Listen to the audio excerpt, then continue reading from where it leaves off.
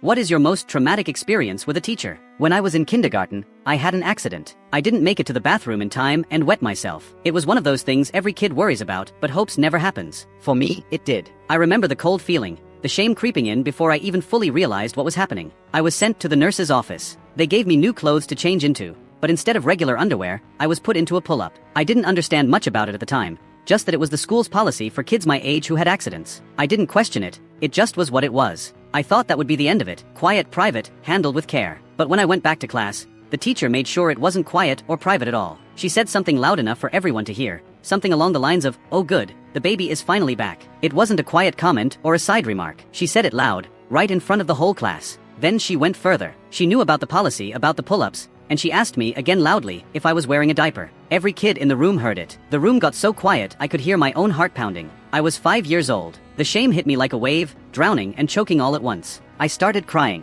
not quietly, sobbing, trying to cover my face, desperate to disappear. I just wanted to run out of the classroom, out of the school, anywhere but there. But I couldn't. I was trapped under her gaze, and the eyes of every other kid who suddenly seemed to think I was some sort of joke. That moment broke something in me. From then on, school was no longer a safe place. I started dreading it. I cried when I got up in the morning. I tried to find reasons to stay home. I made excuses and begged my parents to keep me from going. The teacher didn't let it go. She kept calling me a baby. If I needed to use the bathroom, she would ask, loud enough for others to hear, if I needed to potty or if I was wearing a diaper. Like I was some toddler who couldn't manage basic things. Like I was less than the other kids. Every time she said it, I felt that same crushing shame. I felt small and stupid and different. I stopped trying to participate. I stopped raising my hand. I stopped trying to make friends because I was scared they would laugh at me, like I was a joke. The year stretched on, and the humiliation followed me everywhere. I wasn't just a kindergartner with an accident. I was the baby, the one who needed diapers, the one who was laughed at silently by everyone else. At home, I didn't talk about it. How do you explain something like that? I just shut down more and more. My parents noticed I was sadder, quieter,